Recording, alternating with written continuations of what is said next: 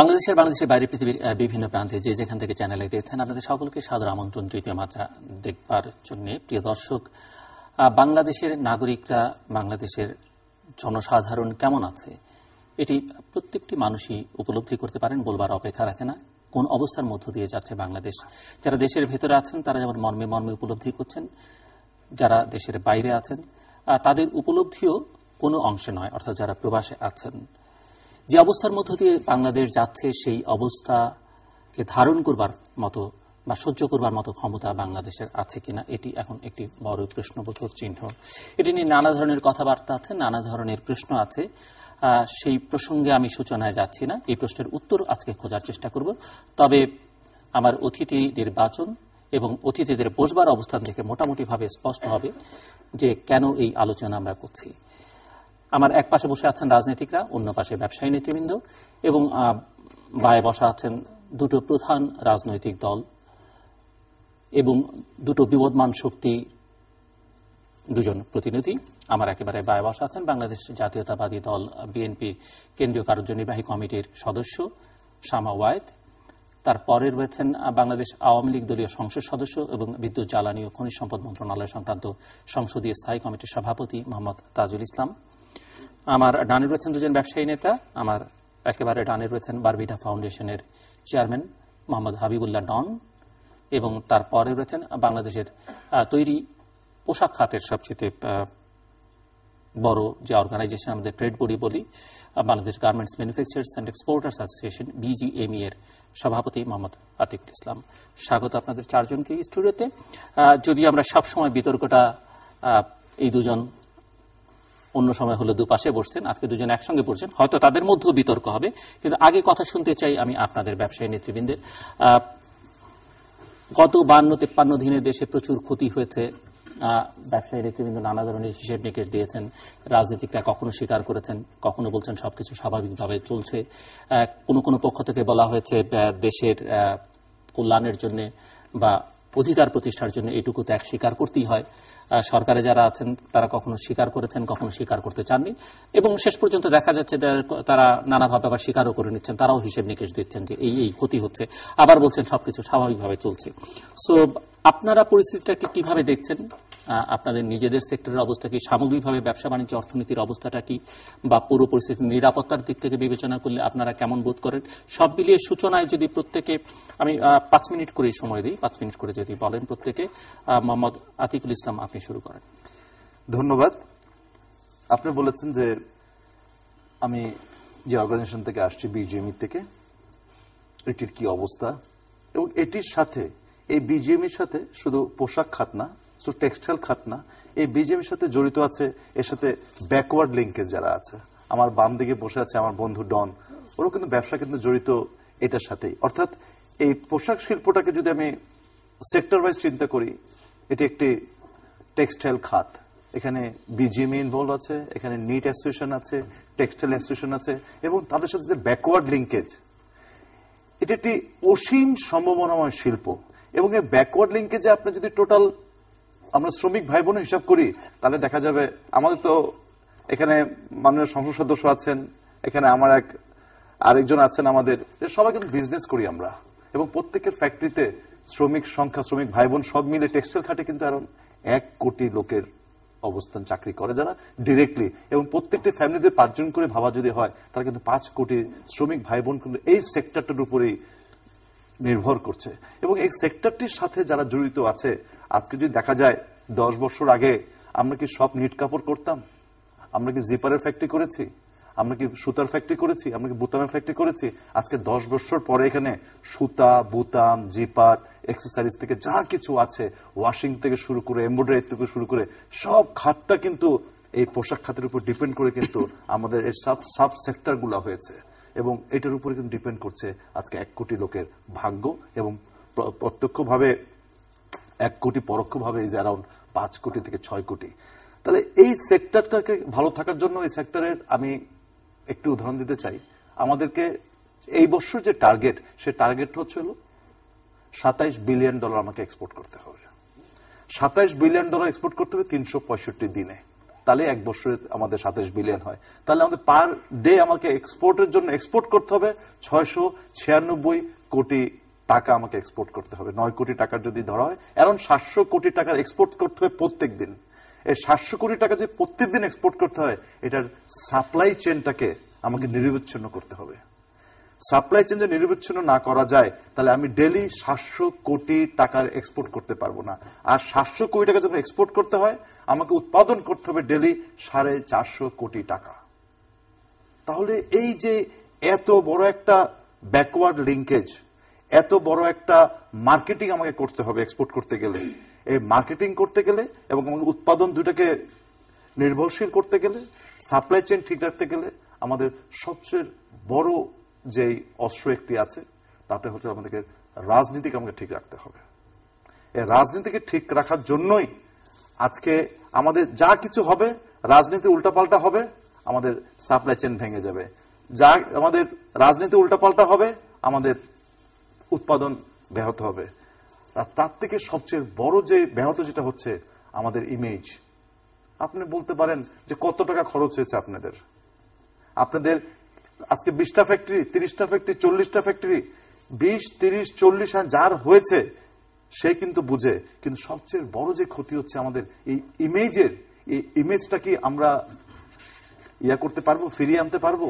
কদিন 2013 সাল, এক বছর আগে আপনি জানেন যে রানা প্লাজার মতন, তাজরিনের মতন যে ঘটনা ঘটে গিয়েছে বাংলাদেশে এবং যে রাজনৈতিক অস্থিরতা ঘটে গিয়েছে বাংলাদেশে, তারপরে 2013 সালে পর ইলেকশনের পরে আমরা বড় করে কি বলেছি 2014 সালে, we are back to business.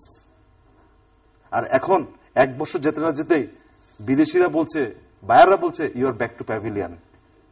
আমরা এই কেন এই কন্ট্রাডিক্টরি কথাগুলোকে নিয়ে আসতেছি? তো রাজনীতি করবেন, ওরা না চিন্তা করবে কিভাবে একটা অ্যাটমসফিয়ার দেওয়া যায়, একটা এনভায়রনমেন্ট দেওয়া যায়, বিজনেস এনভায়রনমেন্ট দেওয়া যায়, যে এখানে এক্সপোর্ট আরো বাড়বে, 27 বিলিয়ন টার্গেটের জায়গায় এটি কিভাবে আরো বেড়ে যাবে, কর্মসংস্থান কিভাবে বাড়বে। যারা রাজনীতি করেন তাদের চিন্তা করতে হবে রাজনীতিবিদদের মতন করেই, যে কর্মসংস্থান, জিডিপি, লোকের চাকরি, লোক যেন বেকার না হয়ে পড়ে যায়, এটিকে আমাদের কিভাবে আনা যায়। এবং আপনারা দেখেছেন যে আমরা কদিন একটা অ্যাপারেল সামিট করলাম 2014 সালের লাস্টে। অ্যাপারেল সামিটের যদি কমেন্টস গুলো যদি আপনাকে দেখে, আমি যদি একটি কমেন্টস নিয়ে আসছি, এখানে আর্নল্ড জ্যাকের একটি কমেন্টস হলো, হার্ভার্ড ল স্কুলের professor, he is around 83 years old. সে বাংলাদেশে বলে গেছে, Bangladesh can become the leader among all the countries making garments in south east Asia. তার পরের লাইনটা সে লিখেছে, the visit was memorable and we thank for you opening our eyes to the remarkable story of the Bangladesh garments industry. Mister Islam, থামিয়ে দিচ্ছি আমি আপনাকে, আবার আসবো আপনার কাছে। মিস্টার হাবিবুল্লাহ ডন। ধন্যবাদ জিলু ভাই। ইনফ্যাক্ট আমার বন্ধু যথার্থই বলেছেন। ইনফ্যাক্ট ওদের যে ব্যাকওয়ার্ড লিঙ্কেজের কথা বলেছে, যে আমরা অ্যাকচুয়ালি আমরা যে ব্যবসা করি, অ্যাকচুয়ালি পোশাক শিল্পের যতগুলো ব্যবসা আছে তারা প্রায় 20 to 25% কিন্তু গাড়ি আমাদের থেকে ক্রয় করে। এবং আমরা বিজিএমই, বিকেএমই, বিটিএমইর যত রকম কর্মসূচি আছে, ওরা কিন্তু বারবিটাকে স্মরণ করে এবং আমরা সবসময় এদের ডাকে যাই, বিকজ আমরা মনে করি যে একে অন্যের পরিপূরক। তার কারণ হলো যে ওনারা গাড়ি কিনেন আমাদের থেকে, কিন্তু যে এক্সপোর্ট করে, এক্সপোর্টে যে গাড়িগুলো লাগে, এটা কিন্তু আমাদের এই পিক আপ বলেন, মাইক্রোবাস বলেন, এগুলি কিন্তু লাগে। ইভেন কি ওনাদের ফ্যাক্টরিতে সব গাড়িটা কিন্তু আমাদের থেকে লাগে। এখন গত 52 দিন যে অবস্থা হয়েছে বাংলাদেশের যে চিত্র, একেবারে আমি মনে করি এটা আমরা সবাই যারা ব্যবসায়ীরা আছি, সবচেয়ে বেশি কিন্তু ব্যবসায়ী ক্ষতি হয়, এটা আমরা সবসময় বলে আসছি। একটা শ্বাসরুদ্ধকর পরিস্থিতির মধ্যে আমরা আছি। যদিও জীবনের তাগিদে, হয়তো জীবন জীবিকার তাগিদে বেরোচ্ছি, ব্যবসা করছি, কিন্তু অফিসে গিয়ে কিন্তু শান্তিতে বসতে পারছি না। কারণ আমাদের যে ব্যবসা, সেই ব্যবসাটা হলো যে শোরুমগুলো কিন্তু আমরা খুলতে পারছি না। তার কারণ যে গাড়িগুলো আছে, গাড়িগুলোতে কিন্তু সব পেট্রোলের মধ্যে গাড়িগুলো থাকে। তো সেই হিসাবে কিন্তু এখন যে ট্রেন্ড হয়েছে, দেখছি যে প্রচুর গাড়ি আছে, পোর্টে প্রায় 6000-এর উপরে গাড়ি আছে দুটা বন্দরে, মংলা এবং চট্টগ্রাম বন্দরে। আপনারা জানেন যে রিকন্ডিশন গাড়ি কিন্তু বাংলাদেশের দ্বিতীয় বৃহত্তম কিন্তু আমরা রাজস্ব দিই সরকারকে, সেকেন্ড লার্জেস্ট। 3032 কোটি টাকা সরকারকে আমরা রাজস্ব দিয়ে আসছি। এই একটা বড় একটা সেক্টর। এই আমাদের সেক্টরে কিন্তু প্রায় লক্ষাধিক লোক কিন্তু প্রত্যক্ষ এবং প্রত্যক্ষভাবে জড়িত আমাদের সেক্টরে। তার কারণ হলো দেখেন, এই গাড়ির রিকন্ডিশন গাড়িকে মাথায় রেখে কিন্তু অনেকে কিন্তু ওয়ার্কশপ করেছে, অনেক কিন্তু আপনি দেখবেন যে ডেকোরেশনের দোকান আছে, তারপরে সব শোরুমগুলোতে আপনার ওয়ার্কাররা আছে। প্রতি বছর আমরা প্রায় 16 থেকে 20 হাজার গাড়ি বিক্রি করি, রিকন্ডিশন গাড়ি। তো আপনি চিন্তা করেন প্রায় 16 থেকে 20 হাজার নতুন ড্রাইভারের কিন্তু কর্মসংস্থান হচ্ছে এখানে। সো আমরা মনে করি যে অর্থনীতির যে এত বড় ক্ষতি হচ্ছে, এটা আমরা জানি না আমরা এটা শেষ কোথায় হবে। আজকে প্রায় 52 দিন চলছে, 53 দিন চলছে। তো এই আমাদের যে ক্ষতি হচ্ছে সেটা আমরা বলতে চাই একটু, যে রিকন্ডিশন গাড়ি প্রতিদিন কিন্তু আমরা সরকারকে 10 কোটি টাকার মতো পোর্টের রেভিনিউ দিতাম। আজকে এখানে এসে প্রায় 510 কোটি টাকার মতো সরকার কিন্তু আমাদের থেকে রাজস্ব পায় নাই। প্রতিদিন আমাদের বিক্রি হতো প্রায় সব শোরুমগুলি মিলে সারা বাংলাদেশে 30 কোটি টাকার মতো গাড়ি বিক্রি হতো। প্রায় 1,500 কোটি টাকার মতো কিন্তু গাড়ি বিক্রি করতে পারি নাই। এই সেক্টরে আমাদের ব্যবসায়ী ভাইরা কিন্তু প্রায় 3,500 কোটি টাকার মতো ইনভেস্ট করেছে ব্যাংকের থেকে লোন টোন নিয়ে। তো বন্দরে গাড়ি আটকে আছে, গাড়ি বের করতে পারছি না, বিকজ দুটা বন্দরে প্রতিদিন কিন্তু আমাদের বন্দরে যে ভাড়া আছে, ভাড়াটা কিন্তু গুনতে হচ্ছে। প্রতিটা গাড়িতে 450 টাকা করে ভাড়া আসবে, 6,000-এর উপরে গাড়ি আছে এখানে। প্রায় প্রতিদিন আমরা হিসাব করেছি প্রায় 28 লক্ষ টাকার মতো শুধু পোর্ট ড্যামারেজ আসছে প্রতিদিন। এখন এই 52-53 দিনে প্রায় 14 কোটি টাকার মতো কিন্তু পোর্ট ড্যামারেজ আসবে। এত কিছু যখন জমে গেছে আমাদের, কারণ আমরা তো গাড়িগুলো বের করতে পারছি না। সরকার ট্রাইং দেয়ার বেস্ট, চেষ্টা করছেন। আমরা দেখছি যে সরকার বিভিন্ন জায়গায় বড় যাতায়াতের জন্য বিজিবি আছে, পুলিশ আছে, তারা স্কট করে নিয়ে যাচ্ছে, ঠিক আছে। কিন্তু আমরা যে গাড়িগুলি বের করব, এটা তো আমরা চাই যে আমাদেরকে সরকার এরকম সাহায্য করে স্কট করে গাড়িগুলো ঢাকা পর্যন্ত নিয়ে আসুক। কারণ আমরা কিন্তু মাঝে মাঝে অনেক ক্রেতারা কিন্তু গাড়ি কিনতে চাচ্ছেন, ওয়ার্ডার আছে, বিয়ে শাদী আছে, খুবই মানে বিভিন্ন ফ্যাক্টরিগুলো আছে, ব্যাংকগুলো আছে, কিন্তু আমরা গাড়িগুলো বিক্রি করতে পারছি না, বিকজ বন্দর থেকে গাড়িগুলো ছোটাতে পারছি না। এখন এত কিছু সমস্যার মধ্যে আমরা মনে করি না যে যে অবস্থায় আছে সেখান থেকে আমাদের যে অবস্থা হবে এসে, যে 2013-তে আমরা কিন্তু সবাই কিন্তু ক্ষতিগ্রস্ত হয়েছি। আমরা হয়েছি, গার্মেন্টস যারা ব্যবসা করে সব ব্যবসায়ীরা ক্ষতিগ্রস্ত হয়েছি। 14-তে কিন্তু নিরবিচ্ছিন্নভাবে আমরা ব্যবসা করতে পেরেছি। ফ্রম জানুয়ারি টু ডিসেম্বর আমরা ভেবেছিলাম যে মিনিমাম আমরা কি দেখি, ট্রেন্ডটা হলো যে দেখা যায় যে 3-4 বছর পরে যারা বিরোধী দলে থাকেন ওনারা আন্দোলন শুরু করে, তারা ওয়ার্ম আপ শুরু করে নেক্সট ইলেকশনের জন্য। কিন্তু হঠাৎ করে যে এটা 2015-তে জানুয়ারি থেকে স্টার্ট হবে, আমরা কিন্তু রেডি ছিলাম না। উই ওয়ার থিঙ্কিং যে না, ইট উইল গো লাইক 2-3 বছর অ্যাটলিস্ট যাবে, ভালো মতো ব্যবসা করতে পারবো। বাট এটা একটা কিন্তু বড় ধাক্কা চলে আসছে। আর পাশাপাশি আমি মনে করি যে আমাদের এই সমস্যাগুলিতে ইনফ্যাক্ট যারা রাজনীতি করেন তারাই তো এগুলি, আমরা অ্যাকচুয়ালি যে সরকারের এখানে একজন মাননীয় এমপি বসে আছেন, আমরা তো অফকোর্স চাইবো যে আমাদেরকে নিরাপত্তা, আমাদের ব্যবসা বাণিজ্য সঠিকভাবে চলার জন্য আমাদের নিরাপত্তা দেওয়ার জন্য অফকোর্স আমরা সরকারের যিনি আছেন ওনাদের কাছে চাইবো যে আমাদেরকে নিরাপত্তা দেওয়া। আপনারা দুজন শুনলেন দুজন ব্যবসায়ী নেতার কথা, এবং দুজন মাত্র দুটো সেক্টরের কথা বলেছেন। আর অসংখ্য সেক্টর আছে বাংলাদেশের ব্যবসা বাণিজ্যের ক্ষেত্রে। আমরা এখানে শিক্ষার কথা আলোচনায় আনলাম না, আমরা এখানে কৃষকের কথা আলোচনায় আনলাম না, আমরা এখানে সাধারণ মানুষের মানসিক স্বাস্থ্যের উপরে কি প্রভাব পড়ছে সেটিও কিন্তু আলোচনায় আনলাম না। সব মিলিয়ে আপনারা শুনলেন, আপনাদের কাছ থেকে একটু জবাব শুনতে চাইবো। শামা ভাই যদি শুরু করেন। ধন্যবাদ আপনাকে। আমি আসলে আমার বক্তব্যের প্রথমেই একটি কথা বলতে চাই গার্মেন্টস এর ব্যাপারে, যে আতিক ভাই যে বললেন, I agree with him. Of course garments বাংলাদেশের মানে অর্থনীতিতে একটি বিরাট প্রভাব ফেলে এবং অর্থনীতির একটি বিরাট অংশ। এবং আমরা খেয়াল করি যে গার্মেন্টস ওনারা বিজিএমইএ অর্গানাইজেশন যখন প্রতি বছর ব্যাট এক্সপো করে, সেই ব্যাট এক্সপো কিন্তু ওনারা উদ্বোধন করেন, ওনাদের একটা কাস্টম হয়ে গেছে যে সরকারি দল দিয়ে, এবং এটা ফিনিশ করেন, সমাপ্তি টানেন বিরোধী দল দিয়ে। সো এটা একটা কিন্তু একটা প্রতীক। দ্যাট মিনস সরকারে যেই দলই থাকুক এবং বিরোধী দলে যেই দলই থাকুক, প্রত্যেকটি মানুষই কিন্তু চায় যে গার্মেন্ট শিল্পটি গ্রো করুক, বিকজ এখানে আমাদের দেশের অর্থনীতির প্রশ্ন। সুতরাং আজকে আমি যেটা বলতে চাই যে আপনাদের কিন্তু অ্যাজ বিজনেস লিডার্স, আপনাদের মনে করি রাজনীতিবিদদের তো আছে, তার পাশাপাশি আপনাদেরও একটা রোল প্লে করা আছে। আমি মনে করি যে আপনারা যে এই যে কিছুদিন ধরে আমরা দেখেছি যে আপনারা প্রোগ্রাম করছেন সহিংসতা বন্ধের জন্য, এইটার পাশাপাশি আমি মনে করি যে আপনাদের উচিত যে এখন যারা সরকারি দলে আছে তাদের কাছে গিয়ে বলা যে আজকে যে সারা দেশে যে একটা অরাজকতার সৃষ্টি হয়েছে, একটা অগণতান্ত্রিক অরাজনৈতিক সিচুয়েশন তৈরি হয়েছে, সেটার জন্য ওনারা উদ্যোগ নিবে কি নিবে না। কারণ আমি জানি, আপনি জানেন, এই গার্মেন্টস যত ফ্যাক্টরি আছে বাংলাদেশে, এখানে 2 দলের বা আরো সব দলের এখানে পার্টিসিপেশন আছে, সবার এখানে কিন্তু আছে, সুতরাং এখানে স্টেক সবার। এবং আমরা মনে করি আপনার জানা উচিত যে এখন যারা সরকারি আওয়ামী লীগ সরকারি দল আছে, এরাও কিন্তু আগে বিরোধী দলে ছিল। যখন তারা বিরোধী দলে ছিল তখনও কিন্তু তাদের যখন আন্দোলন করেছিল তখনও কিন্তু বাংলাদেশে গার্মেন্টস ফ্যাক্টরি ছিল, এবং ঠিক একইভাবে গার্মেন্টসের তখন ক্ষতি হয়েছে, অর্থনৈতিক ক্ষতি হয়েছে। So it goes both wedge.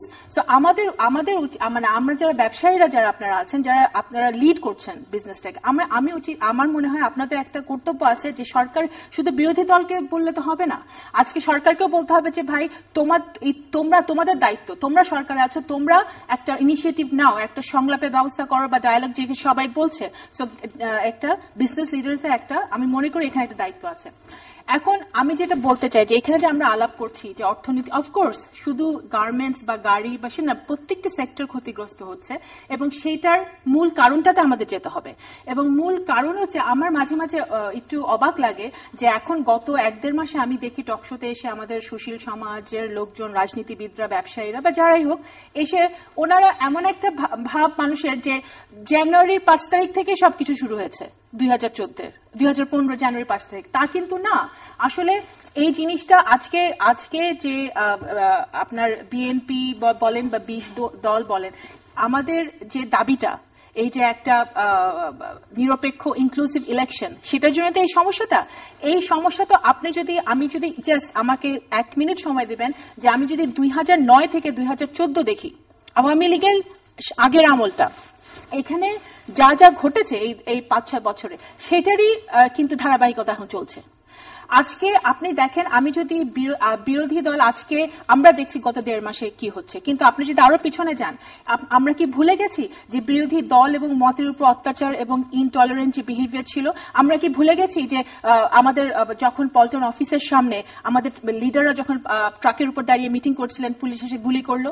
এবং আমরা কি ভুলে গেছি রুম ভেঙে, পল্টন অফিসের রুম ভেঙে আমাদের মহাসচিব সহ সবাইকে জেলে নিয়ে যাওয়া হলো? লাইভ সারা বাংলাদেশ দেখেছে। এবং তারপরে আপনি দেখেন নেতা কর্মীদের উপর মামলা, গত শাসনামলেই আমাদের ভারপ্রাপ্ত মহাসচিব 5 বার জেলে গেছে। তারপরে আপনি এই শুধু বিএনপি বাদ দেন বা অন্য রাজনৈতিক দল বাদ দেন, শিক্ষকদেরকে এই সরকার পিটিয়েছে, তেল গ্যাস আলোরা যখন মাঠে নেমেছে তাদেরকে পিটিয়েছে, এবং ইভেন টক শোতে যারা গিয়ে কথা বলে এবং আপনার সরকারে ক্রিটিসাইজ করে, তাদেরকেও কথা শুনতে হয়েছে। এবিএম মুসার মতো একজন সিনিয়র সাংবাদিক, যে বঙ্গবন্ধুর খুব কাছের লোক ছিলেন এককালে, তাকেও এই সরকারের রোশানলে পড়তে হয়েছে। আমি শুধু একটা এক্সাম্পল দিচ্ছি। আমি বলছি যে এই যে অগণতান্ত্রিক আচরণ, it has been going on for a while. আজকে আপনি দেখেন 5 জানুয়ারির আগে গাজীপুরে একটা সমাবেশের ঘোষণা দিয়েছিল বিএনপি, সেটা করতে দেওয়া হয়নি। তারপরে 5 তারিখে যে সমাবেশটা ঘোষণা দিল, সেটা কিন্তু হঠাৎ করে 2 দিন আগে দেয়নি, ডিসেম্বরের মাসে এই সমাবেশের ঘোষণা এসছে। কিন্তু আজকে আপনি দেখেন সেই সমাবেশটা করতে না দেওয়াতে আজকে আমাদের কি পরিণতি হয়েছে। এই যে অগণতান্ত্রিক ব্যবস্থা, এবং শুধু আমি শুধু এটা তো বললাম বিরোধী দলের মধ্যে, আপনি আসেন আইনের শাসনের কথা, পরে আসি, আবার আপনার কাছে পরে আসি। আমি শুধু 1 মিনিট শেষ করে দিই, আপনার সময় সবার জন্য সমান। মোহাম্মদ তাজুল ইসলাম।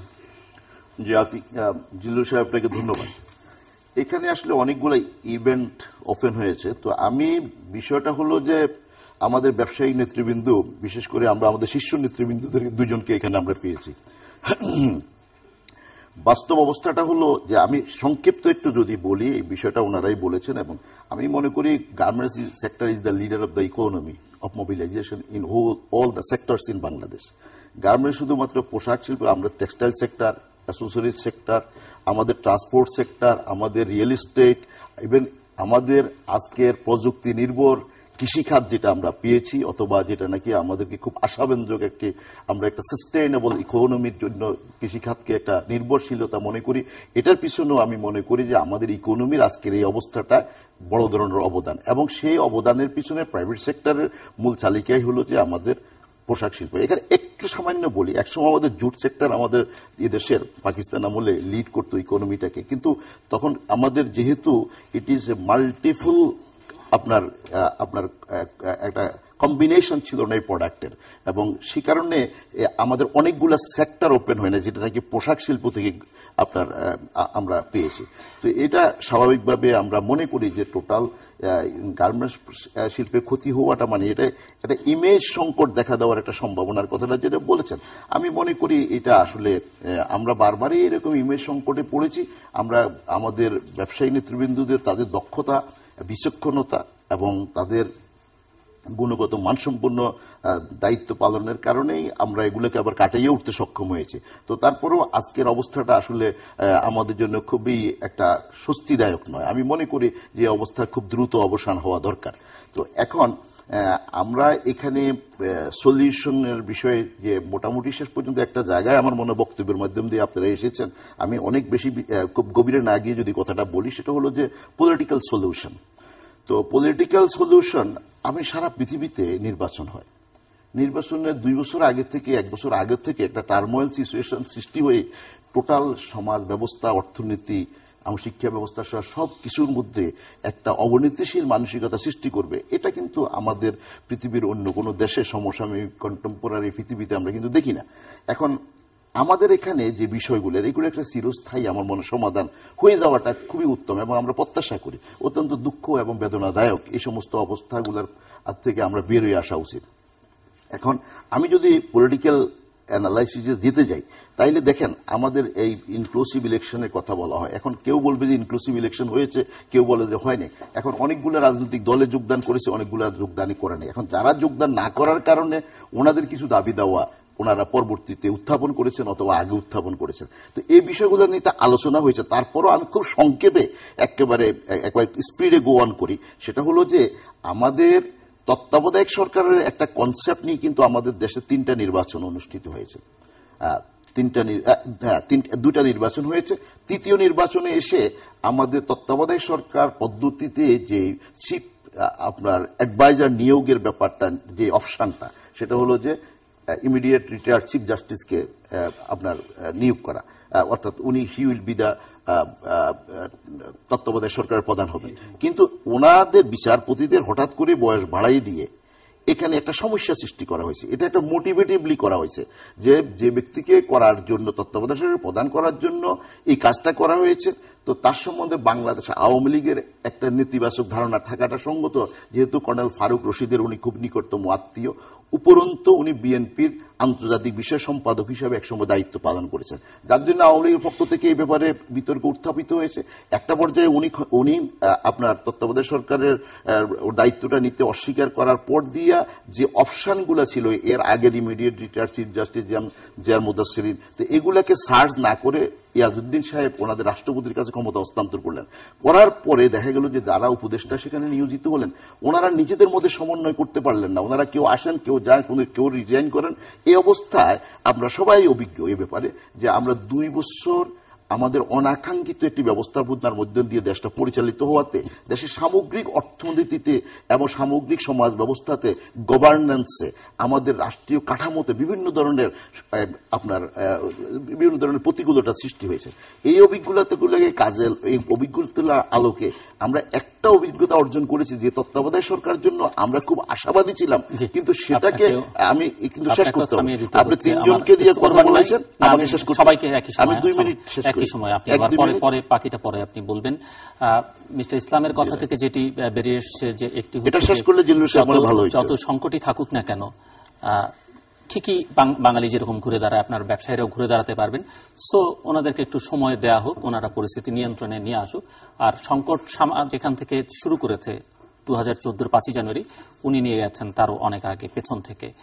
আর সামার কথার সূত্র ধরে যে প্রশ্নটি যে আপনারা বলছেন সহিংসতা নাশকতার বিরুদ্ধে, ওয়েল ভালো কথা, কিন্তু যে পরিস্থিতির কারণে এই নাশকতা বা সহিংসতা বা ওনারা আন্দোলনের ঘোষণা দিচ্ছেন, তার সেই কর্মসূচিকে ব্যবহার করে ওনারা যদিও দায় স্বীকার করছেন না, যদিও কতটা এড়াতে পারবেন সেটি নিয়ে হয়তো প্রশ্ন থাকবে। সেখানটাতে আপনাদের কাছে যে প্রশ্নটা, যে আপনারা যারা ব্যবসা করেন, শিল্প করেন, তারা তো নিশ্চয়ই পলিটিশিয়ানদের মতো, আমাদের পলিটিশিয়ানদের মতো, with due respect, short term চিন্তা করেন না, লং টার্ম, মিড টার্ম চিন্তা করে করেন। সো যেমনটা আপনারা বলছিলেন, মিস্টার ডনও বলছিলেন যে আপনারা মনে করলেন যে 5ই জানুয়ারির পরে সবকিছু ঠিকঠাক হয়ে গেছে, মানে এখন দুধের নহর বইবে বা শান্তিতে ব্যবসা বাণিজ্য করতে পারবেন, এরকম একটা ধারণা আপনারা এত ভাইব্রেন্ট মানে বিজনেস লিডার আপনাদের মাথায় কেন আসলো? মানে 5ই জানুয়ারি নির্বাচন বা তার আগের 6 মাসের পরিস্থিতি যেভাবে ব্যাখ্যা করলেন, বা মিস্টার তাজুল ইসলাম যেভাবে বাংলাদেশের মিস্টার তাজুল ইসলাম যেভাবে বাংলাদেশের রাজনৈতিক সংস্কৃতি, ওনার প্রতিপক্ষের ইতিহাস ব্যাখ্যা করলেন, আপনারা হঠাৎ করে এরকম ধারণা করলেন কেন যে সব ঠিক হয়ে যাবে, আপনারা ভালোভাবে ব্যবসা করতে পারবেন? এটাই একটি প্রশ্ন। আর এই রাজনৈতিক সংকটের যদি সমাধান না হয়, এখন দেশের ভেতর থেকে দেশের বাইরে থেকে ইকোনমিস্টরাই বলছেন যে বাংলাদেশ সব জায়গায় গিয়েছে, পিছিয়ে আছে রাজনীতিতে, এবং রাজনীতিটা যদি ফিক্স বাংলাদেশ করতে না পারে তাহলে আসলে কোনো কিছু সাস্টেনেবল হবে না। ইকোনমিক গ্রোথের কথা আমরা যাই বলি না কেন, আপনাদের বিজনেস গ্রোথের কথা যাই বলেন না কেন, একটা পর্যায়ে গিয়ে বারবার হোঁচট খেতে হবে, এবং হয়তো 2 পা এগোবেন 1 পা পেছাবেন, বা কখনো 1 পা এগোবেন 2 পা পেছাবেন, এই অবস্থা চলতে থাকবে। তো সেখানে আপনাদের যে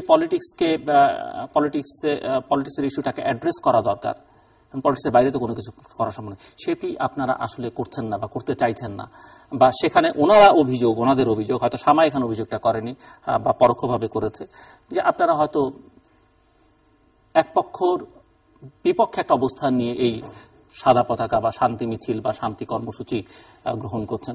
তো অভিযোগ কিভাবে খণ্ডাবেন আমি জানি না। সব মিলিয়ে ওনাদের বক্তব্য শুনলেন দুজনেরই 3 মিনিট করে এই রাউন্ডে। ধন্যবাদ। মিস্টার ইসলাম, প্রত্যেকেরই একটা ভিশন থাকে, একটা আমরা যে ব্যবসা করি আমাদের একটা ভিশন থাকে। আমরা যারা আজকে ব্যবসা যারা করেছে, কেউ 100 মেশিন দিয়ে শুরু করেছে, তারও আজকে হয়তো অনেক মেশিন বেড়েছে। কেউ অল্প একটু করে শুরু করেছিল, আজকে বড় বড় করে শুরু। আমরা গার্মেন্টস যখন শুরু করি তখন বাসা বাড়িতে কিন্তু আনপ্ল্যান ওয়েতে ফ্যাক্টরি শুরু করেছিলাম। এখন কিন্তু আমরা 60% ফ্যাক্টরি কিন্তু অলরেডি প্ল্যান ওয়েতে চলে আসছে।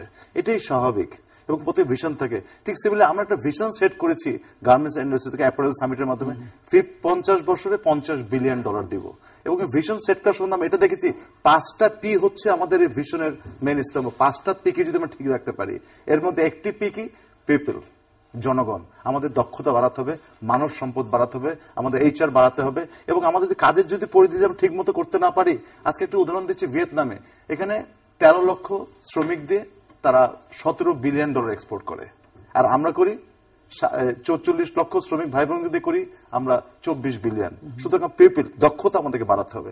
আরেকটি হচ্ছিল পাওয়ার, আমাদের ইলেকট্রিসিটি বলি, গ্যাস বলি, যা কিছু বলি, এগুলো আমাদেরকে বাড়াতে হবে। আরেকটি হচ্ছিল পোর্ট, আমাদের চিটং পোর্টে কি সে ক্যাপাসিটি বা ক্যাপাবিলিটি আছে to handle the 50 billion on 50th anniversary of Bangladesh. আরেকটি হচ্ছিল প্লেস, ওয়ার্ক প্লেস সেফটি। দেখুন রানা প্লাজার পরে আপনি এখন যখন ফ্যাক্টরিগুলোতে যাবেন, এই ফ্যাক্টরিগুলোতে এমন কোনো ইকুইপমেন্টস নাই, কেউ লাগিয়ে ফেলেছে বা কেউ ভবিষ্যতে লাগাচ্ছে, এবং টার্গেট ফিক্স করে দেওয়া হচ্ছে, কারেক্টিভ অ্যাকশন প্ল্যান করা হয়েছে এবং করছে। আর লাস্ট পি, এটাই হলো ফার্স্ট পি, যেটা পলিটিক্স। তাহলে আমি যে লাস্ট পিটার জন্য, একটি পি এর জন্য কি আমার সে ভিশন নষ্ট হয়ে যাবে? সুতরাং আপনি যে কথাটা বললেন, আপনি কেন চিন্তা করেছেন? আমি চিন্তা করবোই না কেন, আমি তো ফিক্স করে রেখেছি 5 piece, people, power, port, place and politics.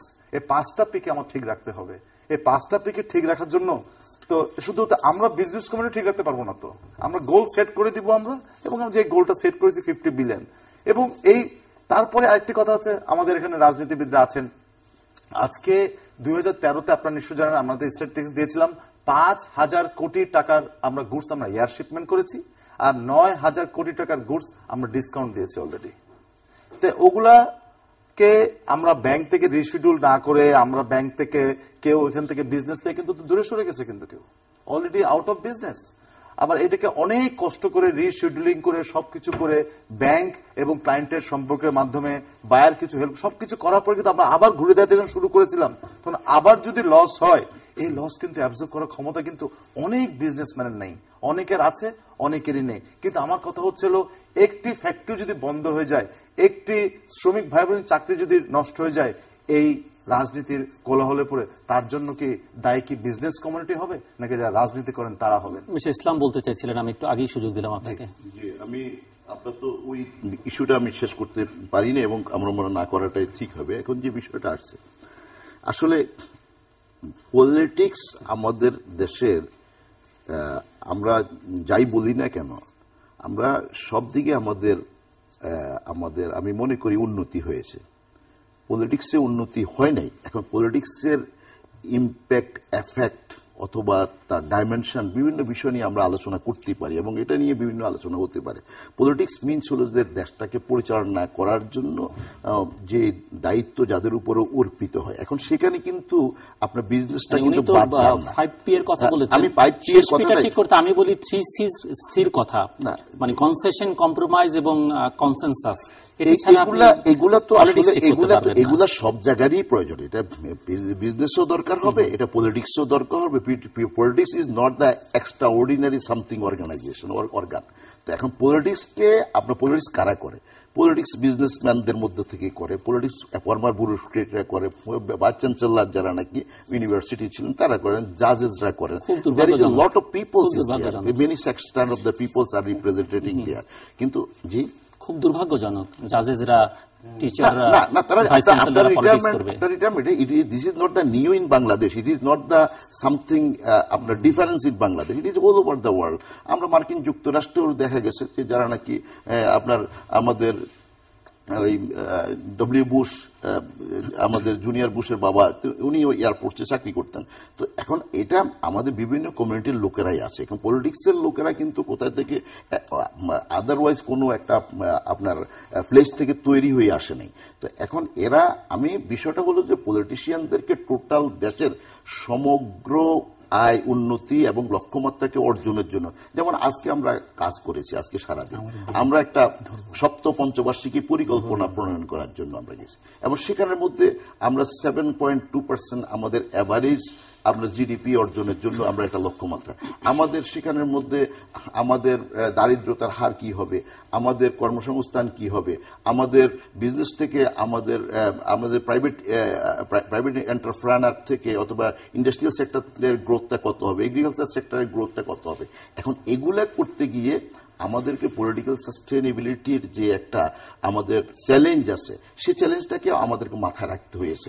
এখন আমি মনে করি না যেমন পোর্ট করার জন্য আমরা অলরেডি সরকার চিন্তা করছে, তারপরে দিয়া আপনার পাওয়ারের জন্য আমরা অনেকগুলি মেগা প্রজেক্ট নেওয়া হয়েছে। যে বাংলাদেশে একসময় 1200 মেগাওয়াট বিদ্যুৎ উৎপাদন হতো না, সেখানে এখন একটা প্রজেক্ট থেকে আমরা মাতার বাড়িতে, তারপরে দিয়া পটুয়াখালীতে, আমরা রামপালে, এক একটা প্রকল্প থেকে 1200 মেগাওয়াট বিদ্যুৎ উৎপাদনের জন্য আপনার আপনি একটা জিনিস, একটা সেকেন্ড আতিক সাহেবকে আমি একটা জিনিস বলি। আপনি সি পোর্টের কথা বলেছেন, নতুবা আমরা ডিপ সি করার চিন্তা করছি। আপনি কিন্তু এয়ারপোর্টের কথাটাও আপনাদেরকে ইউ হ্যাভ টু হাইলাইট ইট, এটাকে প্রজেক্ট করতে হবে। আপনি এই ঢাকা এয়ারপোর্ট দিয়ে আপনি আগামী 5-3-4 বছর পরে আপনি দেখেন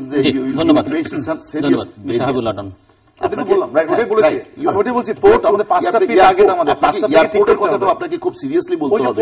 আপনাকে আপনি পোর্ট বলেছেন,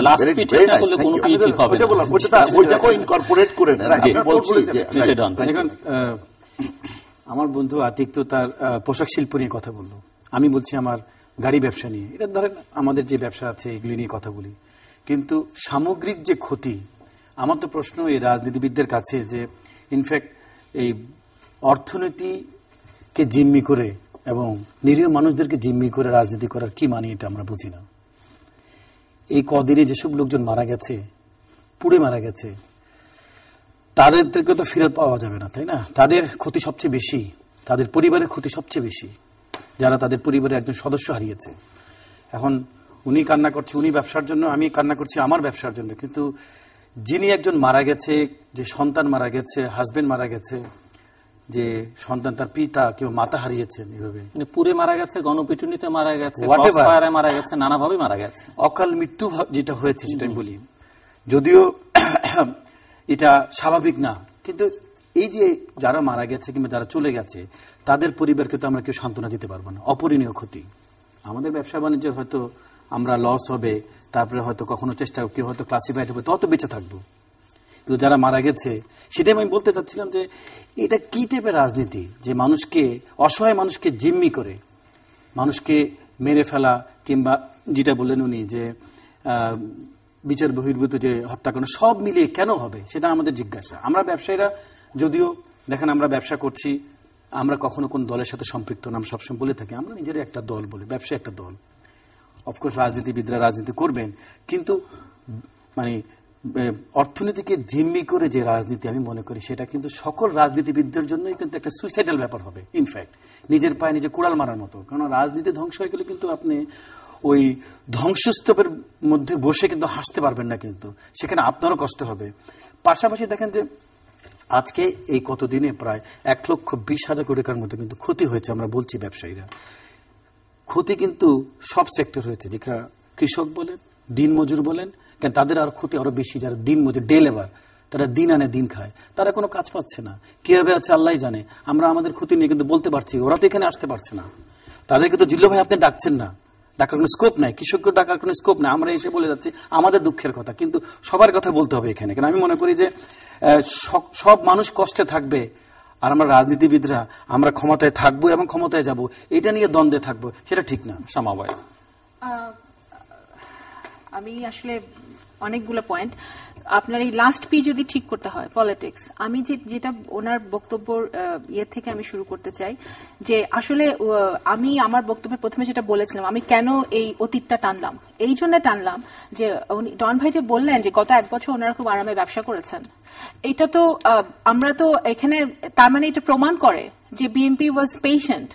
এই যে এই 2014 5ই জানুয়ারির অবৈধ একটা ভোটারবিহীন ইলেকশন, যেখানে তাজুল ভাই বললেন, আমি 1 মিনিট বলতে, তাজুল বললেন যে 2-1টি পার্টি ছাড়া সবাই এই ইলেকশনে গেছে। আপনারা জাতীয় পার্টিকে জোর করে ইলেকশনে নিয়েছেন, এরশাদকে সিএমএইচে ভর্তি করে রওশন এরশাদকে বিরোধী দলের নেতা বানিয়ে আপনারা ইয়েতে গেছেন, সেটা বলেন। অনেক বিএনপি সহ বহু দল, ছোট দল বড় দল, বহু দলে কিন্তু নির্বাচনে যায় নাই।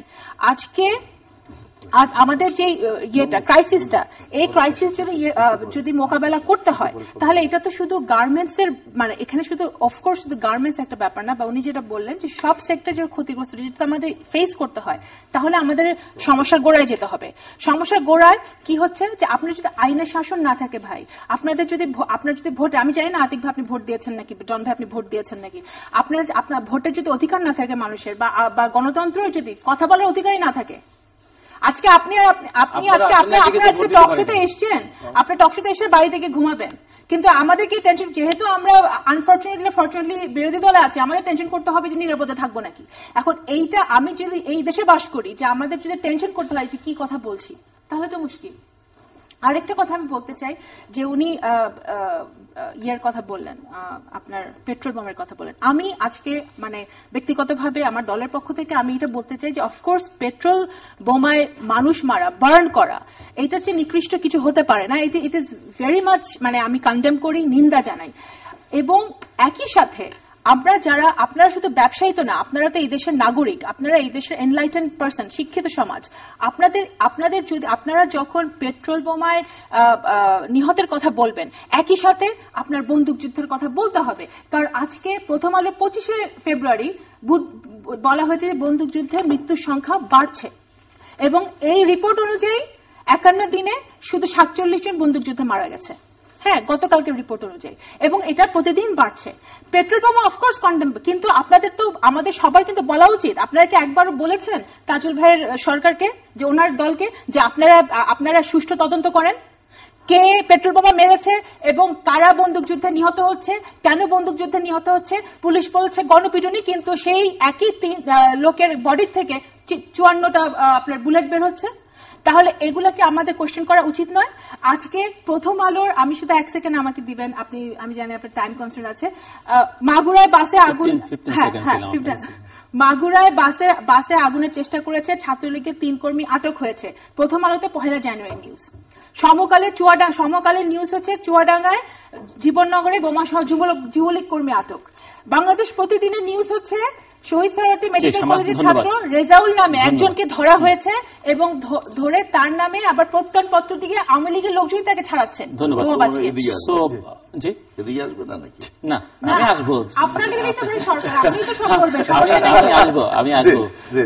আপনি ডিফেন্ড করতে চাইছেন যে 3 জন কথা বলেছে, আমাকে একটু সময় দিতে হবে, তাহলে তো আমাকে 3, 5, 15 মিনিট একবারে দিতে হবে, সম্ভব না প্রত্যেকের জন্য সমান সময়। এটা হলে ভালো হয়েছে। অনেক রকমের আলোচনা আমরা শুনলাম, হয়তো এই আলোচনাকে আরো এগিয়ে নিয়ে যাবে ঘন্টার পরে ঘন্টা, কিন্তু সমাধান তো বেরোতে হবে। সমাধানটা আপনারা কে কিভাবে দেখছেন? হাবিবুল্লাহ ডন যদি শুরু করেন। সমাধানের আমি জানি না যে মানে আমরা একটা কনসেনসাস তৈরি করতে পারি দেখি চারজনের মধ্যে। ইনফ্যাক্ট এই গত কয়েকদিন ধরে যেটা হচ্ছে আর কি, শ্বাসরুদ্ধকর যে পরিস্থিতি সারা দেশে, আমরা কিন্তু ব্যবসায়ীরা তো এটা কোনো সমাধান খুঁজে পাচ্ছি না, কেন আমরা তো রাজনীতি করি না। কিন্তু শুধু আমরা না, আমার মনে হয় 16 কোটি মানুষ, কারোর কাছে কিন্তু উত্তর নেই যেটা কোথায় গিয়ে থামবে। But it has to B stop somewhere, because 16 কোটি মানুষ কিন্তু তাকিয়ে আছে কিন্তু এই রাজনীতিবিদদের দিকে, চেহারার দিকে, অ্যাকচুয়ালি সিদ্ধান্তটা কি হয়। এখন ওনারা বিএনপি বলেন, আওয়ামী লীগ বলেন, দুটো বড় দল সবসময় বলেন যে 16 কোটি লোক ওনাদের সাথে আছে, সবাই ওনাদের সাথে আছে। কিন্তু 16 কোটি মানুষের যে কষ্ট, ওদের যে কি কমেন্টস, এটা তো অ্যাকচুয়ালি ওনারা কেউ শুনতে চান না। অন্ধ এবং বধির হয়ে আছেন ওনাদের, কিন্তু অনেক কষ্ট মানুষের, কিন্তু আমাদের অনেক কষ্ট। সত্যি কথা যে আমরা যদি বিবেচনা করি যে আমরা রাজনীতিবিদদের এরকম দেখতে চাই নাই, সহিংসতা রাজনীতি আমরা দেখতে চাই না, আমরা রাজনীতিবিদদেরকে মডেল হিসেবে দেখতে চাই। সেই মডেল আমার পরিবার সবাই দেবে। বিকজ আমার একটা বাচ্চা এখন সে পেট্রোল বোমা শিখে ফেলেছে, ছোট একটা বাচ্চা বলে পেট্রোল বোমা কি বাবা। আমার এখন এই যুগে এসে, এই শতাব্দীতে এসে পেট্রোল বোমা এক্সপ্লেন করতে হচ্ছে, আবার এক্সপ্লেন করতে হচ্ছে হরতাল এবং অবরোধের ডিফারেন্সটা কি, হরতাল কি, কিসের আওতায় পড়ে। বাচ্চা আমাকে জিজ্ঞেস করছে অবরোধ কিসের আওতায় পড়ে। বিকজ আমার বাচ্চা আজকে প্রায় 52 দিন স্কুলে যেতে পারেনি। জিজ্ঞাসা ওদের, এখন এই উত্তরটাকে আপনারাই তো দিবেন যে এগুলির এক্সপ্লেনেশন আপনারা বের করা উচিত, নাহলে পাঠ্যপুস্তকে দেন যে হরতাল এবং অবরোধের এটা এক্সপ্লেনেশনটা কি থাকবে। কারণ এটা যদিও বলেন যে আপনাদের এটা অধিকার, যারা পলিটিক্স করেন তাদের অধিকার, কিন্তু আমাদের অধিকার, রাইট তো আপনাদের মাথায় রাখা উচিত যে ইনফ্যাক্ট যে মানুষ যে কষ্ট করছে ওদের অধিকার। কারণ আপনারা অফকোর্স কর্মসূচি দিবেন, but it has to be সহিংসতা ছাড়া কর্মসূচি হওয়া উচিত। আমি মনে করি যেটা আগে ছিল, হয়তো হরতালের সময় আগে দেখতাম যে রিক্সার চাকা পাঞ্চার করে দিচ্ছে, কিংবা একটা গাড়ির গ্লাস ভাঙা হচ্ছে, আলহামদুলিল্লাহ এটা আমরা মেনে নিতাম। কিন্তু পুরো গাড়ি পুড়ে দিতে হবে, মানুষ মেরে ফেলতে হবে। এখন কত বেশি ক্যাজুয়ালিটি করা যায়, মানে বাসে মারা হচ্ছে, প্রাইভেট কিন্তু কারে মারা হচ্ছে না। তো আমি জানি না যে এত বড় দেশে এখন পুলিশ, বিজেপি কয় জায়গায় পাহারা দিবে।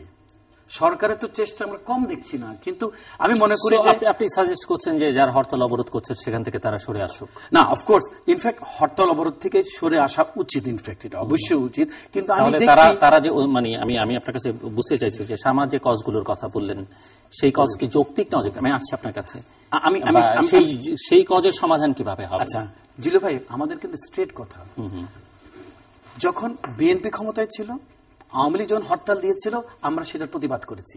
আমরা বলছি যে যেরকম কর্মসূচিতে অর্থনীতির ক্ষতি হবে সেখান থেকে দূরে আসে, এটা বিএনপি হোক, আওয়ামী লীগ হোক, যেই হোক, এটা সবার জন্য কিন্তু একই রকম হয়নি। যেটি মিস্টার তাজুল ইসলাম বলছিলেন, ওয়ান্স ফর অল এই সমস্যার সমাধান হওয়া উচিত দীর্ঘমেয়াদে।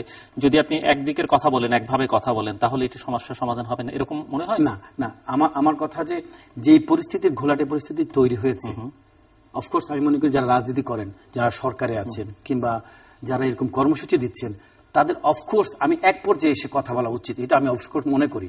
কারণ কথা না বললে সমস্যার সমাধান কোথাও হবে না, কথা বলতে হবে। যে আমার বন্ধু বলছিল পাঠ্যপুস্তক দেওয়ার কথা, আমি তার সাথে একটা অ্যাড করতে চাই, হরতাল অবরোধ তার সাথে এখন করে দেওয়া দরকার। যে রাজনীতিবিদরা বসে ঠিক করে দিতে হবে হরতাল অবরোধ কয়দিন পর্যন্ত করতে পারবে, ম্যাক্সিমাম পর্যন্ত 3 দিন নাকি 5 দিন নাকি 7 দিন হয়ে করে দেখো। যদি না হয় তাহলে আবার নর্মাল পরিবেশে ফিরে আসতে হবে। এরকম কিছু একটা আমার মনে হয়, এরকম কোন একটা ডিসিশন রাজনীতিবিদরা পার্লামেন্টের মাধ্যমে আপনার ঠিক করে দেন। 3 দিন পর্যন্ত হলে লোক যদি সবাই অটোমেটিক নেমে আসে তাহলে ঠিক আছে, নেমে আসবে। আপনারা সরকারকে বলেন না সংলাপ করতে। আমি বলি 5 দিন পর্যন্ত হলে ম্যাক্সিমাম 7 দিন পর্যন্ত যদি না হয় পার্লামেন্টের ডিসিশন নিতে হবে না, এসব কিছু হবে না। এরকম কিছু যদি না করে যায়, দিনের পরে দিন, বছরের পরে বছর, মাসের পরে মাস চলতে থাকবে, আর এখানে ব্যবসা থাকবে। আমরা রাজনীতিবিদরা আছি, এখানে ফেসবুকে একটা স্ট্যাটাস একজন দিয়েছিলেন যে পারলে থামান, না হয় নামেন, অথবা হয় নামান না হয় থামেন। তো দুপক্ষই এই জায়গায় একটা ভারসাম্যের মধ্যে আছে। ওনারা না পারছেন নামাতে না পারছেন থামতে, ওনারা না পারছেন থামাতে, নামছেনও না। এবং একজন আমাকে দুদিন আগে বলছেন যে বাংলাদেশের অবস্থা এখন কম্পিউটার হ্যাং হলে যেরকম অবস্থায় আমরা হ্যাং হয়ে আছি। এটা তো উপায় কি? কতদিন পর্যন্ত চলবে? আচ্ছা আমি একটা বলি, আমরা দেখেছি মহাত্মা গান্ধী 1942-তে উনি যখন একটা অবরোধ দেখেছিলেন, তখন যখন দেখেছে এই অবস্থা, সাথে সাথে উনি থেকে তুলে নিয়েছিলেন। আজকে দেখেন কি হচ্ছে সারা বিশ্বে। আমরা দেখেছি যে আমাদের এই নিরাপদের কথা বললো, আমরা আপনারা জানেন আমরা হাঙ্গারি স্ট্রাইক করেছিলাম বিজেপির সামনে, সব বিজনেস কমিউনিটি, কোন রাজনৈতিক কমিউনিটি কিনা, ওখানেও আমরা আমি ছিলাম ওখানে বোমা লাগাতে, এটা আমরা বিশাল এবং এখানে কোন রাজনৈতিক কোনো কিছু না, আমরা একটা করেছিলাম হাঙ্গারি স্ট্রাইক কার জন্য? সরকারকে চাপ দিচ্ছি যে স্টপ দ্য ভ্যান্ডালিজম, আপনারা সহিংসতা বন্ধ করে আমাদেরকে আপনারা কি তদন্তের জন্য দাবি জানিয়েছিলেন? আমরা বলেছি যারা বোমা মারছে না, আমরা বলেছি যে সহিংসতা বন্ধ করেন এবং সহিংসতা বন্ধ করে আমাদেরকে বিজনেস পরিবেশ তৈরি করে দেন। ইট ইজ ডিউটি আপনাদের সরকারের, কি হয় আপনারা করবেন না করবেন। আমরা চাই বিজনেস ফ্রেন্ডলি একটা এনভায়রনমেন্ট চাই, আমরা চাই। এই জন্যই বললাম আপনারা তারা আইন করে দেন, আপনার রাজনীতি আপনারা বসেন যে কয়দিন পর্যন্ত করতে পারবে হরতাল, এরপর আর কোনো হরতাল হবে না, কোনো অবরোধ হবে না। আর এই হরতাল অবরোধ যেগুলো আছে এগুলো আমরা একটা কথা বলি, হয়তো আপনারা সবাই এখন হাসবেন, হয়তো আপনারা বলবেন, আমরা দেখেছি যে যারা যেসব কান্ট্রি ডেভেলপ কান্ট্রি ওরা কিন্তু প্ল্যাকার্ড দিয়ে রাস্তার উপর বসে থাকে। কারণ আপনারা বলবেন যে মানুষ মেরে পেট্রোল বোমা মারলো, যেখানে মারে না সেখানে প্ল্যাকার্ড কেন ইয়া করা হবে? বাট বাস্তবতা কি হচ্ছে? আমাদের রাজপথে নেমে বিজনেসকে জিম্মি করে, মানুষ মেরে, বিজনেস ক্ষতি করে, চাকরি হারাচ্ছে, এই করে যদি যে কোনো দল যদি যে কোনো ধরনের প্রোগ্রাম দেওয়া হয়, অবভিয়াসলি এটা কোনো বিজনেস কমিউনিটি কিন্তু ওয়েলকাম করতে পারে না, এবং এটা আমরা করবো না। আমরা এটাকে, আমাদের কথা ভেরি সিম্পল, আপনারা যারা সরকারে আছেন আমাদেরকে পরিবেশ আপনাদের করে দিতে হবে, বিকজ আপনাদেরকে এখানে ভোট দিয়ে জনগণ এনেছে। কি জনগণ কিভাবে ওনারা করতে পারে বলে আপনি মনে করেন? কিভাবে এটা এনশিওর করতে পারে বলে মনে করেন? এটা ওনারাই দায়িত্ব নেবে, ওনারা তো বসবেন, ওনাদের রাজনীতিবিদ আছে। আপনারা রাজনীতি করেন, আপনাদের জনগণের জন্য রাজনীতি করেন আপনারা, আপনি জনগণকে ধোকা দেওয়ার জন্য কেউ রাজনীতি করেন না কেউ। সুতরাং যারা রাজনীতি যারা করেন, কিভাবে করলে এই প্রবলেম সলভ হবে এটা দায় দায়িত্ব কিন্তু আপনাদের, এর দায় দায়িত্ব কিন্তু আমি সলিউশন দেবো না, কিন্তু আমি শুধু চাই সুষ্ঠু পরিবেশ আমাদেরকে দিতে হবে। না, আমি আমার বন্ধুর সাথে একমত, কারণ আমরা ব্যবসায়ীরা কিন্তু তাকিয়ে থাকবো সরকারের দিকে, কারণ তারাই কিন্তু স্টিয়ারিং এ বসে আছে। হ্যাঁ, তো আমরা চাইবো যে আমাদের নিরাপত্তা এবং নিরবিচ্ছিন্ন যে ব্যবসা করতে পারি সেটার ওনারা কিন্তু পরিবেশ তৈরি করে। আমাদের ডিমান্ড আপনাদের কাছে, পরিবেশ কিন্তু আমি যেটা আমি একটু এই রাজনীতির কথাই আমি বলতে চাই, যেটা আমি আতিক ভাইয়ের কথা প্রসঙ্গে বলতে চাই, যে উনি আমাদের মাননীয় এমপি সাহেবকে বললেন যে ওনারা জনগণের ভোটে আসছে এবং ওনাদের দায় দায়িত্ব। এখন আমার কথা তো সেটাই, জনগণের ভোটে তো ভাই এই সরকার আসে নাই। এই জনগণ কি চায় কি চায় না সেটা নিয়ে এই সরকারের কোনো মাথা ব্যথা নাই। এবং আজকে বাংলাদেশ জাহান্নামে যাক, জনগণ জাহান্নামে যাক, অর্থনীতি জাহান্নামে যাক, দিস গভর্নমেন্ট ডাজন্ট কেয়ার, কারণ ওনাদের ক্ষমতায় থাকতে হবে। দ্যাট ইজ দ্য অনলি গোল। আজকে যদি আমি একটা কথা বলতে চাই, যে ওনারা শুধু বলেন যে বিএনপি বা বিরোধী দল বিদেশিদের কাছে ধর্ণা দিচ্ছে, হ্যান করছে ত্যান করছে। আজকে ওনাদের মন্ত্রণালয়ের বিভিন্ন মন্ত্রণালয় যেসব কথাবার্তা বলেন, মন্ত্রীরা যেসব কথাবার্তা বলেন, এটা পরিষ্কার যে এই সরকার যদি জনগণের ভোটে নির্বাচিত হতো তাহলে ওনারাই কিন্তু বিদেশিরা তাদেরকে ক্রেডিবল ভাবছে নাকি, গ্রহণযোগ্য একটি সরকার ভাবছে নাকি, সেটা প্রমাণ করার জন্য কিন্তু বিভ্রান্তিকর তথ্য দিচ্ছে। যেমন ইউরোপিয়ান ইউনিয়নের একটা ডেলিগেট এসেছিল কিছুদিন আগে, কিন্তু আমাদের পররাষ্ট্র মন্ত্রণালয় থেকে একটা বিভ্রান্তিকর বিবৃতি দেওয়া হলো।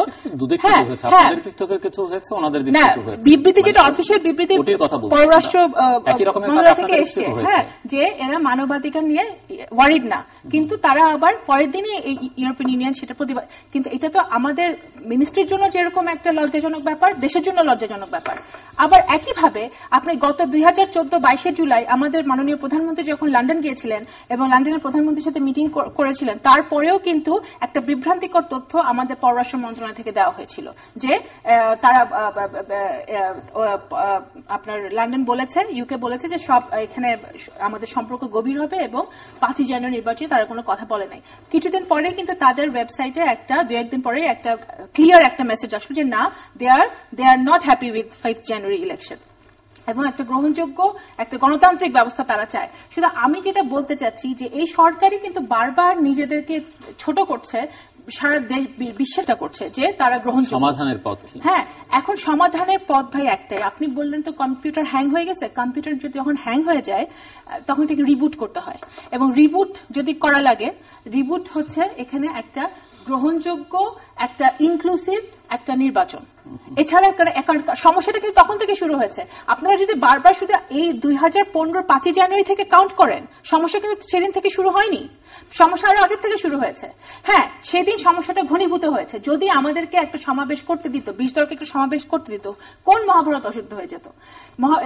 সেই সমাবেশটা যদি হতো তাহলে কিন্তু আজকে এই অবরোধ, এই হরতাল কিছুই কিন্তু আজকে হয় না। এবং আজকে আপনারা গণতন্ত্র রক্ষা করবেন, আপনারা নিজেরা দাবি করেন, আপনারা জনগণের ভোটে এসছেন, আপনারা বিরোধী দলের নেতা বা বিএনপি চেয়ারপারসনকে অবরুদ্ধ করে রেখে বালুর ট্রাক দিয়ে পেপার স্প্রে মেরে খাওয়া বন্ধ করে গণতন্ত্র তো এইভাবে প্রতিষ্ঠা হবে না।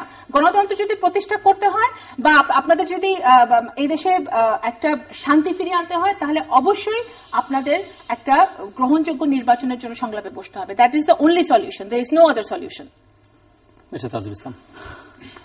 আমি জানি না পেট্রোল বোমা মেরে গণতন্ত্র রক্ষা করা যাবে কিনা। পেট্রোল বোমা মেরে মানুষ হত্যা করে কি গণতন্ত্রের কোন রকম ইনগ্রেডিয়েন্ট ডেমোক্রেসিতে আছে কিনা এটা আমার জানা নেই। আমি একটু সাপ্লিমেন্ট করি যে আসলে আমাদের রাজনীতিতে এই কালচারটা ছিল না। আর আপনি হরতালের কথা বলছেন, হরতাল আমি জানি যে হরতাল ডাকার অধিকার আছে। যেমন আমরা বাংলাদেশের ইতিহাস যদি দেখি পাকিস্তান আমল থেকে, তাহলে দেখা গেছে যে জাতির জনক বঙ্গবন্ধু শেখ মুজিবুর রহমান এর বহু কর্মসূচি দিয়েছেন, সেই সমস্ত কর্মসূচি সফল হন নাই, কিন্তু ধৈর্য ধারণ করে রাজনৈতিক গতিধারাকে একটা বেগবান করার জন্য একটা সময় জনগণকে সম্পৃক্ত করেছেন। জনগণ একটা পর্যায়ে এসেছে, এখন ওনারা আউটরাইট ওনারা ক্ষমতা জিতে চান। এখন জনগণের সেন্টিমেন্টটাকে কোন রকম বিবেচনা না নিয়ে ওনারা 5 জানুয়ারি থেকে পেট্রোল বোমা আরম্ভ করেছেন, বিএনপি এবং জামাত ইসলাম। তো পেট্রোল বোমা আরম্ভ করেছেন, এখন এখানে ওনাদের দাবিটা কি? জনগণের কোথায় কি কি সমস্যা হয়েছে, দেশের অর্থনৈতিক আপনার উদ্যোগামী, দেশের সামাজিক অবস্থার উন্নতি হচ্ছে, আমাদের সকল সেক্টরগুলা অর্থনৈতিক সকল ইন্ডিকেটরগুলো আমাদেরকে ইন্ডিকেট করছে, এবং সারা বিশ্বের থেকে অমর্ত্য সেন থেকে আরম্ভ করে সারা বিশ্বের বিভিন্ন ধরনের বিভিন্ন ব্যক্তি এবং সংস্থা থেকে বাংলাদেশ থেকে মডেল অব দ্য ডেভেলপমেন্ট হিসাবে ক্লাসিফাই করা হয়েছে, এবং বাংলাদেশ থেকে শিখার অনেক কিছু আছে। এখন জনমানুষের কল্যাণের জন্যই সরকার। এখন এই সরকার যখন নাকি ক্ষমতাসীন হলো, তাইলে দেশের আজকে যতগুলি জনগণের আশা আকাঙ্ক্ষা পূরণ করা দরকার সবগুলো পূরণ করাটা খুব আপনার গতিশীলতা সৃষ্টি হয়েছে। এই অবস্থাতে এখন ওনারা ক্ষমতায় যাওয়ার জন্য, এখন আমি আবার কথা বলতে গেলে শেষ হয়ে যাবে সময়।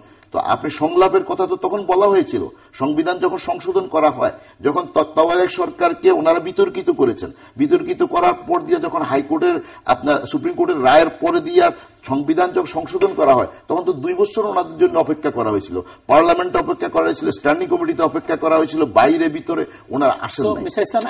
কিন্তু আপনি করবেন আর কি, সেটি আমি মনে করি যে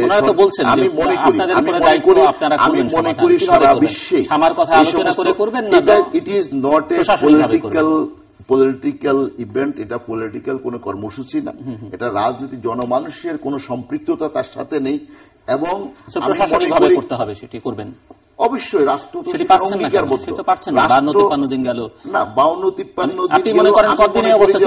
যথেষ্ট উন্নতি ঘটেছে, এবং এই অবস্থাটার এইভাবে আমাদেরকে একটি জায়গায় গিয়ে পৌঁছতে হবে। আপনি কি ওনারা এখন বলছেন যে সরকার, তাহলে আমরা কি এখানে একটা কনসেনসাসে পৌঁছতে পারি?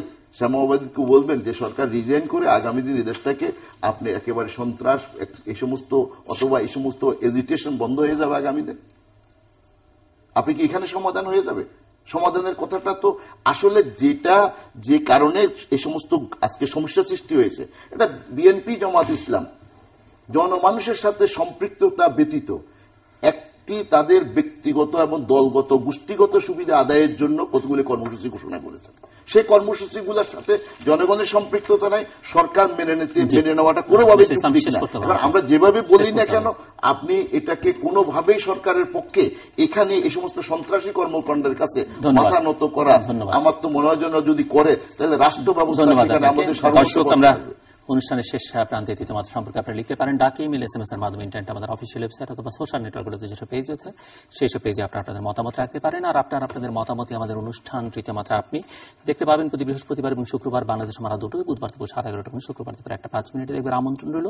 মোহাম্মদ আতিকুল ইসলাম, মোহাম্মদ হাবিবুল্লাহ ডন, শামা ওয়াহিদ এবং মিস্টার তাজুল ইসলাম, অসংখ্য ধন্যবাদ আপনার চারজনকেই।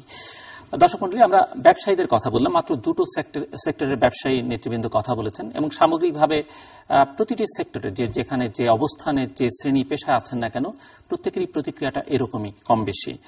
হয়তো রাজনৈতিক বিশ্বাস অবস্থান থেকে কারো কারো সমাধানের পথটা নিয়ে মতবিরোধ থাকতে পারে, কিন্তু সবাই নিষ্কৃতি বা মুক্তি চান, এটি এক বাক্যে বলা যেতে পারে। এ নিয়ে কোনো ভিন্ন মত নেই। সমাধান করবার জন্য যেটি সবচাইতে জরুরি সেটা হচ্ছে আমাদের রাজনীতিবিদদের রাজনীতিবিদ হয়ে উঠতে হবে, তাদেরকে সন্ত্রাসের পথ ছাড়তে হবে, দমনের পথ ছাড়তে হবে, আমলাতান্ত্রিক মনোবৃত্তি নিয়ে রাজনীতি করবার যে প্রবণতা সেটি পরিত্যাগ করতে হবে। রাজনীতিবিদের মনটাকে অনেক উদার হতে হয়, তাদের কনসেশন দিতে জানতে হয়, তাদের কম্প্রোমাইজ করতে জানতে হয়, তাদের কনসেনসাস তৈরি করবার ক্ষেত্রে যে সংগঠকের ভূমিকা, নেতৃত্বের ভূমিকা সেটি পালন করতে হয়। এবং সেটি যদি তারা করতে ব্যর্থ হন, অন্ধ হলে প্রলয় বন্ধ থাকে কিনা এই প্রশ্ন আছে। অন্ধ হলে আসলে প্রলয় বন্ধ থাকে না এবং প্রলয় এবারও হয়তো বন্ধ হবে না এবং সেক্ষেত্রে সবাই ক্ষতিগ্রস্ত হবেন, কিন্তু সেই ক্ষতির যে বৃত্ত সেই বৃত্তের বাইরে কিন্তু রাজনীতিবিদরা যাবেন না, বরং বড় ক্ষতিটা তাদের হবে এবং তারা নিজেদের ক্ষতির সঙ্গে সঙ্গে বাংলাদেশের অর্থনীতি, সামাজিক ব্যবস্থা, শিক্ষা সবকিছুকে ধ্বংস করবেন, গণতন্ত্রকে আবার হুমকির মধ্যে ঠেলে দেবেন যদি না তাদের উপলব্ধি বোধোদয় হয়, এবং সেটি খুব দ্রুততার সঙ্গে হওয়া দরকার। দর্শক, আমাদের সঙ্গে থাকবার জন্য অসংখ্য ধন্যবাদ, আপনাদের সবার জন্য শুভকামনা।